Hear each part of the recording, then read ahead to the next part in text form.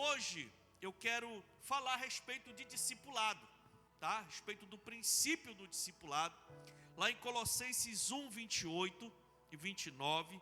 Abra sua Bíblia, Colossenses 1, 28 e 29, por favor. Tá? Você pode pegar a sua Bíblia, você pode abri-la, pode marcar aí na sua Bíblia.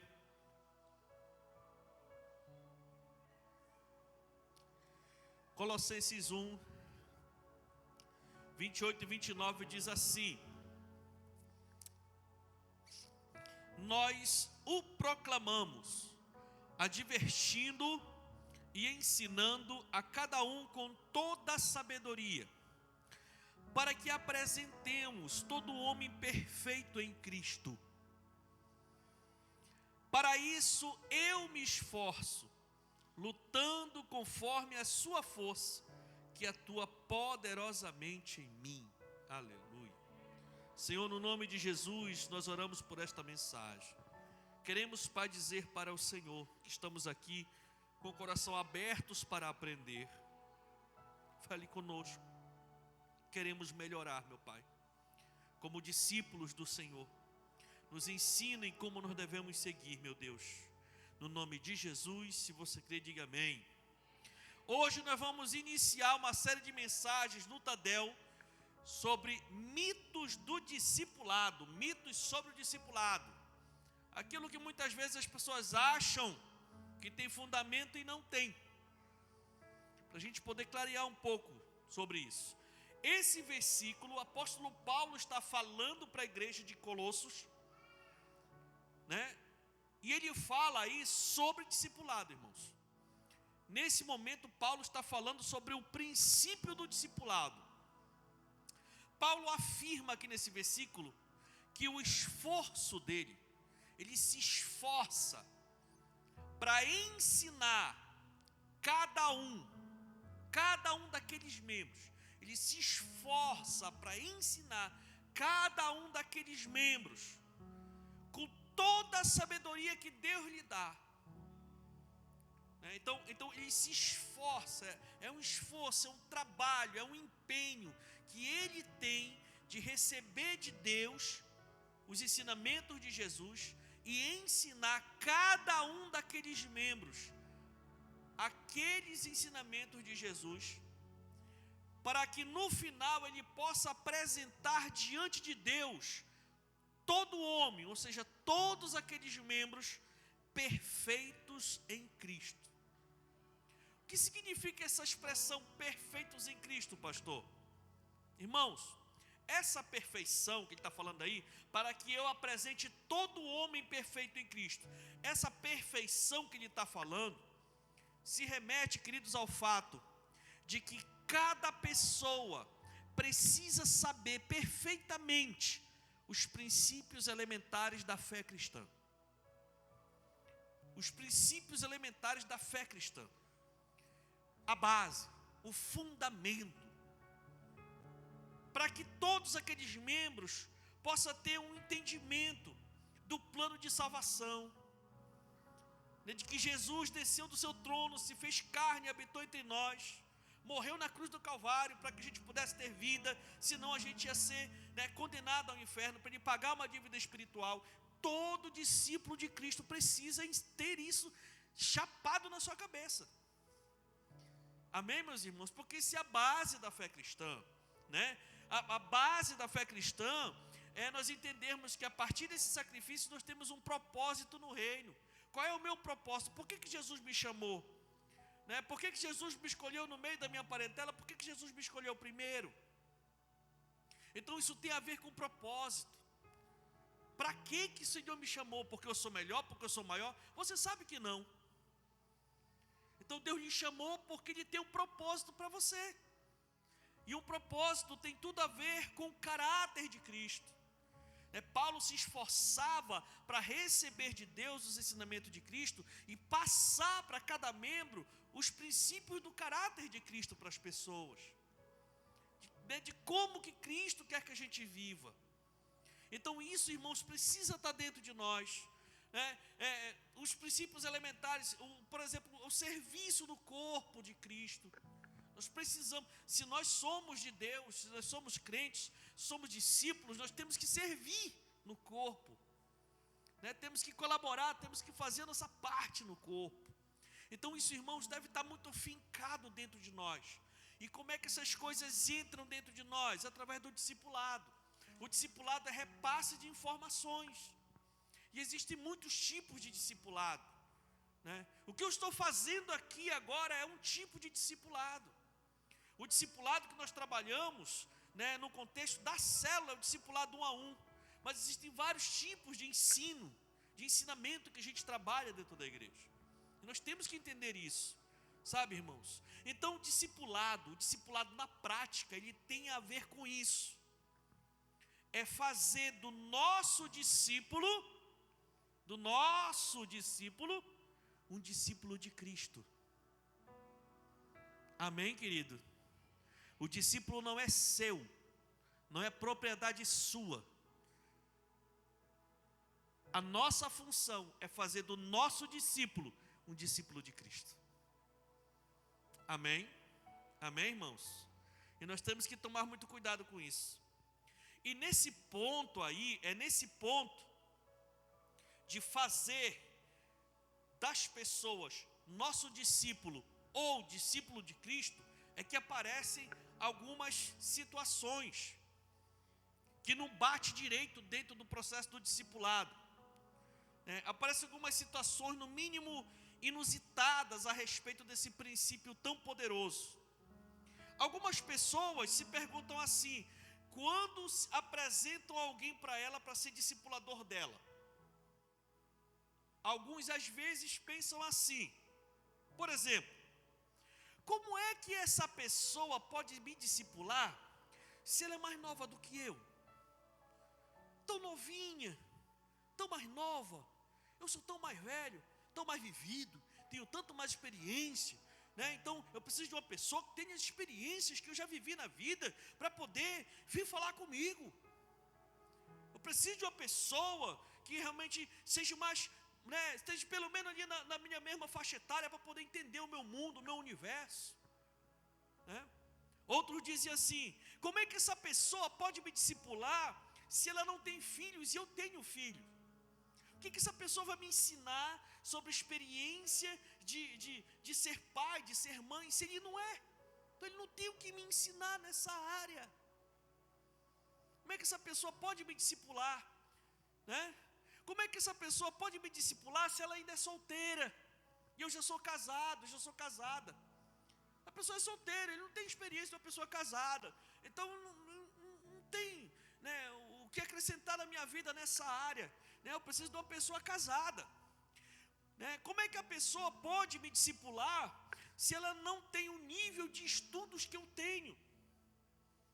Né? Cara, eu sou graduado, pós-graduado, tenho PhD em Harvard e tal, e a pessoa tem que ter estudo, ela tem que, saber, ela tem que ter conhecimento, ela tem que, ter uma graduação, para poder, porque senão é um negócio muito estranho, ela não vai saber entender o meu universo, o meu mundo, aquilo que eu penso, aquilo que eu tenho e tal, né? Meus irmãos? Outros perguntam assim: como é que essa pessoa pode me discipular se ela não é ungida ainda um pastor, se ela não é ungida que nem ungida como um obreiro, ela não é presbítero, não é diácono, não é apóstolo, não é apostila, não é, né? Entendeu? Não recebeu uma unção aqui, como os irmãos receberam essa unção agora, não foram ungidos, então não pode me discipular, né? Outros dizem assim: rapaz, como é que essa pessoa pode me discipular se eu sou o patrão dela? Eu sou o patrão, eu sou o chefe dela, eu sou superior a ela e ela vai ter que me discipular. Como é isso? Né? Outros dizem assim: como é que a pessoa pode me discipular se ela não sabe nada de costura, não sabe nada de mecânica, não sabe nada de mototáxi, não sabe nada do meu trabalho, se ela não sabe, como é que ela vai me ajudar em alguma coisa? Né? Outros perguntam assim: como é que essa pessoa pode me discipular Se ela não entende nada sobre negócio, eu sou um comerciante, eu sou um empreendedor, eu tenho que saber de alguém que possa me orientar no meu fluxo de caixa para ver o quanto de lucro, líquido, capital, patrimônio eu tenho e tal. Eu preciso de uma pessoa que possa me, e tal e tudo. Como é que a pessoa pode me discipular se ela não tem dinheiro? Se ela não tem nome? Se ela não tem uma posição na família? E eu sou de uma família importante na cidade.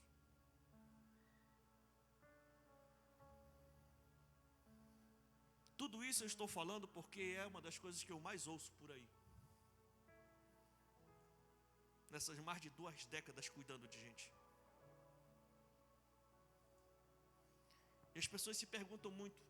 E elas colocam o critério de escolha, esse serve para ser meu discipulador ou não, baseado em cima dessas questões. E como é que a gente responde? A gente responde tudo isso, irmãos, com uma só resposta. Uma só resposta responde tudo isso. E a resposta é simples.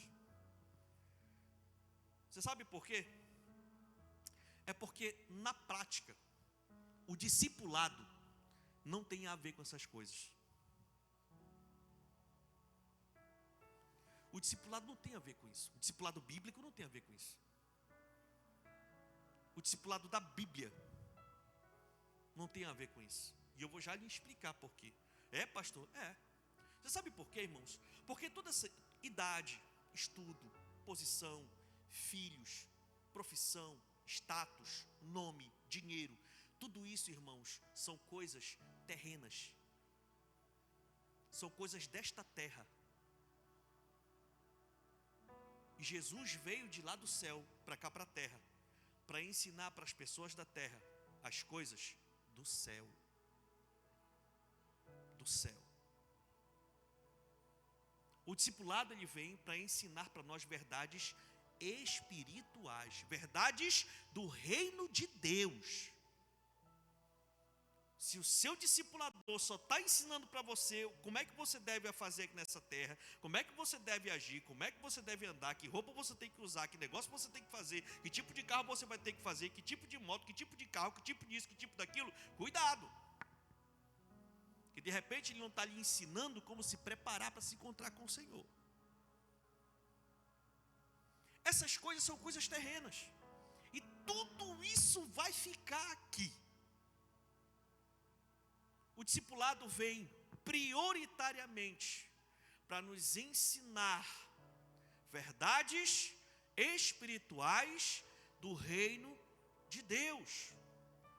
O discipulado tem a ver com o ensino das coisas espirituais. O discipulado prioritariamente tem a ver em como nós nos relacionarmos com Jesus.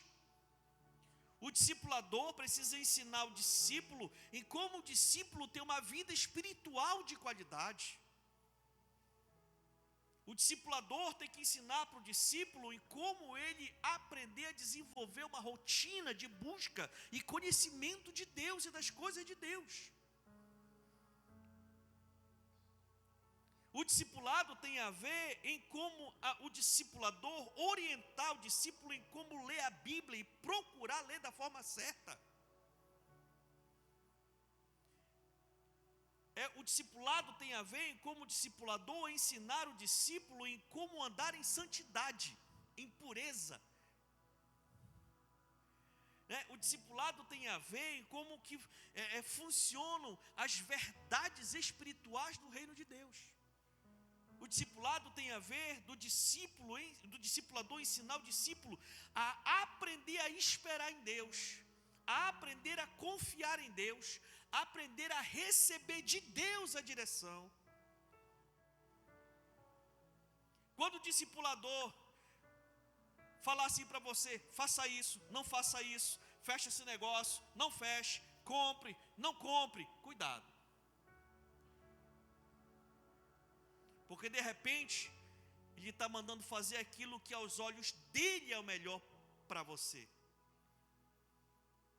Um bom discipulador vai dizer para você, busque, ore, espere, receba a resposta de Deus, aprenda a ouvir a voz de Deus, aprenda a receber a instrução de Deus.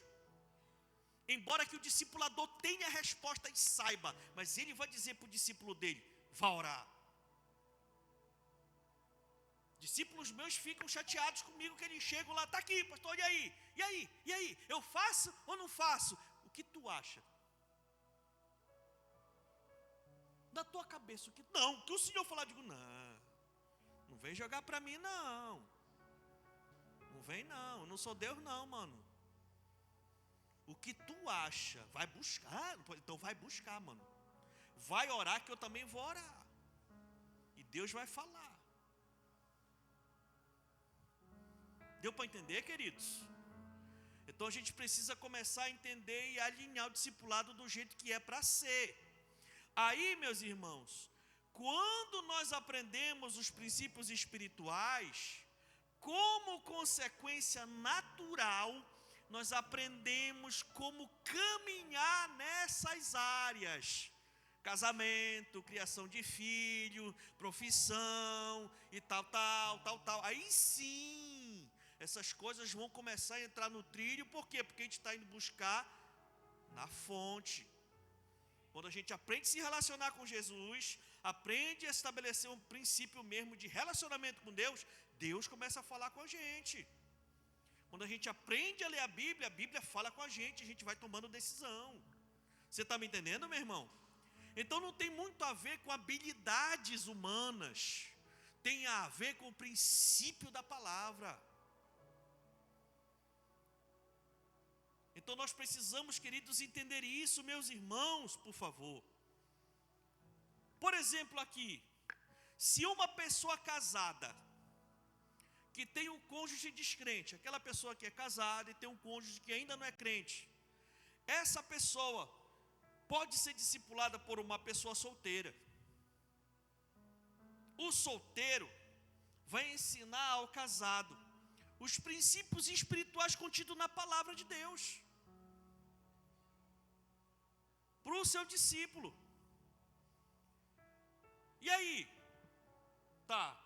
Aí de repente o casado, tá ali e, teve um atrito, alguma situação lá com a mulher e tal e tudo, vai procurar o discípulo. Pois é, cara, porque que a situação está difícil e tal, a mulherada assim e tal e tudo, eu tenho medo de adulterar e tal e tudo. Aí me diga uma coisa: nessa área, irmão, nessa área da prostituição e do adultério, o preço que o solteiro tem que pagar para viver em santidade é maior do que o casado, porque o casado já tem mulher. E se o solteiro está conseguindo se segurar e se manter de pé, é porque ele tem muita experiência com Deus para se desviar do mal, porque o negócio está aí, solto, frouxo e à vontade. Nessa área, o solteiro dá e chega e bota a moral, porque ele está conseguindo está conseguindo ficar de pé. Deu para entender, meus irmãos? Sabe? É importante a gente ter esse entendimento. Na nossa visão, irmãos, o discipulado é 1 a 1. Amém, queridos?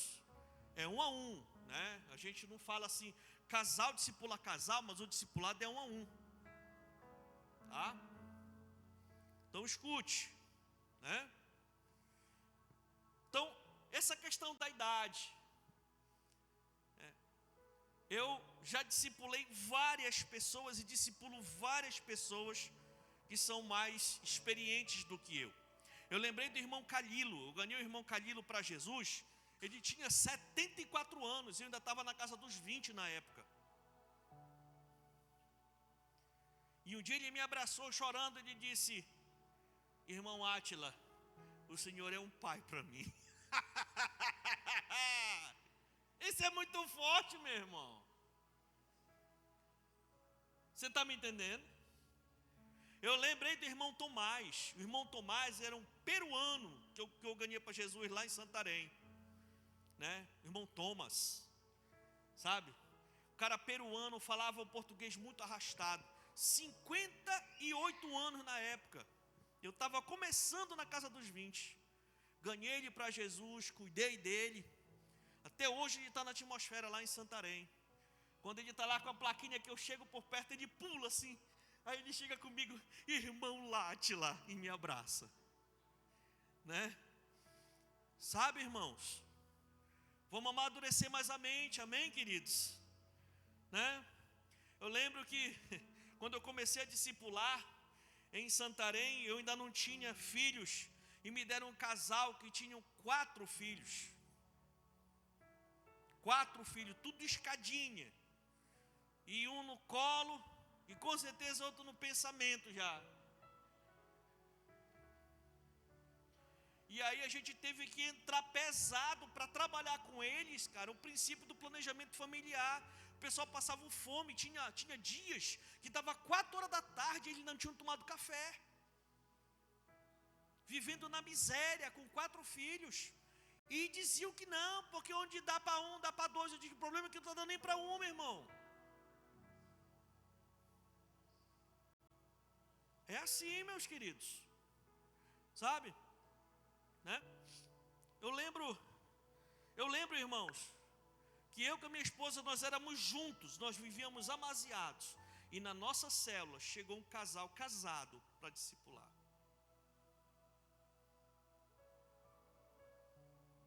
E chegaram, sentaram e nós conversamos. E eu conversei com o meu supervisor. Ele disse, meu filho, não tem casal para discipular esse povo. Eu disse, se eles quiserem, a gente pode reunir com eles. E a gente sentou, disse assim, e aí, queridos, olha, a gente ainda não é casado no papel, né? A gente está trabalhando, já está tudo certo. Está só esperando para poder chegar o tempo e tal. É igual os noivos, né? Tem noivo aqui que já está tudo certo, só esperando o tempo para poder casar, né? Aí tem gente, não, tem que casar primeiro. Aí cheguei com eles e disse, aí, olha, assim, tal. Eles olharam assim, digo, olha,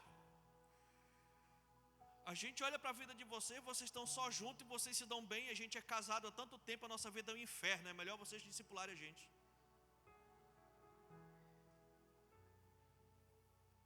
Vocês estão entendendo o que eu estou falando, meu irmão?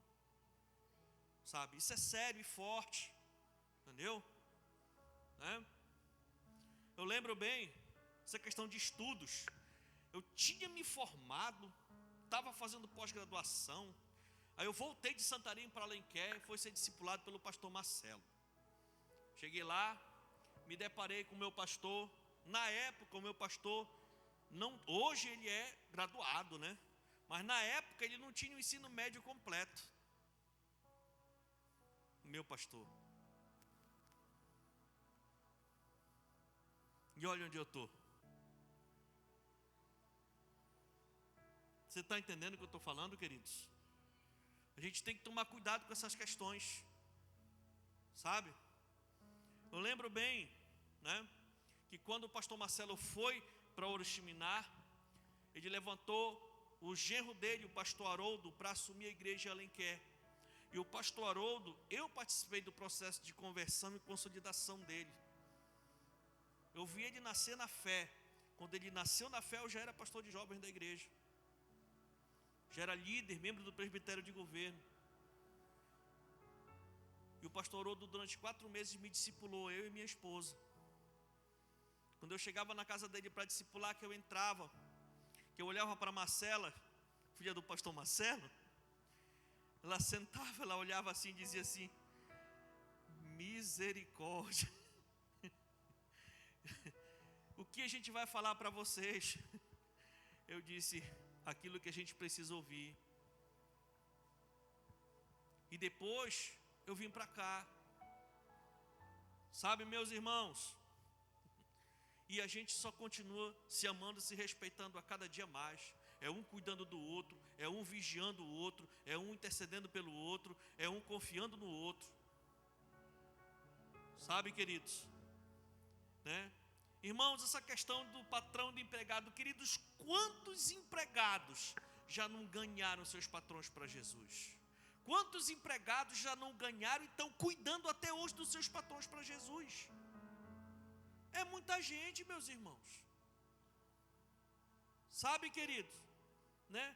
Quantas pessoas, né, que não entendem, né? Eu mesmo, né, discipulo pessoas e cuido de pessoas que na prática eu não entendo nada sobre o que a pessoa faz no dia a dia dentro da sua profissão. eu não me formei, não estudei naquela área. Mas a gente acredita, meus irmãos, que Deus sempre tem uma direção pautada nas Escrituras para as pessoas. Então a gente olha para os princípios da palavra de Deus, a gente lembra a pessoa, né? Graças a Deus, né? Com relação a essa questão de idade, até hoje, rapaz, eu discipulo pessoas bem mais experientes que eu, né? O Raimundo Cláudio, 58 anos, né? Paulo, 56, né? Júlio Moura não, que não é um garotão de 40, né? Né? E tantos outros, rapaz. Sabe? Né? O Ivaí chega comigo e diz assim: eu tenho idade de ser seu tio, mas não é pai. Vocês estão entendendo, queridos? E eles sabem que eu não me preocupo em ensinar o meu estilo de vida para eles, como eu faço, como eu quero as coisas, não. Eles sabem disso, cada um deles sabe. Eu quase nem toco nessas situações. O que a gente trabalha são os princípios de Deus, são os princípios do reino de Deus. Como que a gente tem que ser, como a gente tem que estar diante de Deus, como a gente tem que trabalhar diante do Senhor, como é que as coisas têm que ser. Agora, a nossa relação ministerial é outra conversa. A relação ministerial não é nem como eu quero, é como a nossa liderança recebe de Deus e repassa para a gente. Aí a gente tem que fazer do jeito que é para ser. Mas no discipulado pessoal, irmãos, é assim. Eu vejo gente que quando o discípulo decide comer carne, rapaz, o homem fica muito brabo. Tu não está vendo que tu tem que comer peixe hoje, rapaz? Não, peraí, meu amigo, né? Tem discipulador que bate no peito e diz assim: olha, eu vou te falar uma coisa, com essa aqui tu não casa. Mas olha, mas é tu que vai viver com ela, então. Tem gente que já se acha dono, né? E a gente tem que tomar cuidado com isso, amém, meus irmãos? Né? Então vamos abrir o coração, vamos se deixar ser cuidados, porque é nessa hora que a coisa flui. Eu quero terminar essa mensagem aqui, queridos, de verdade, sabe?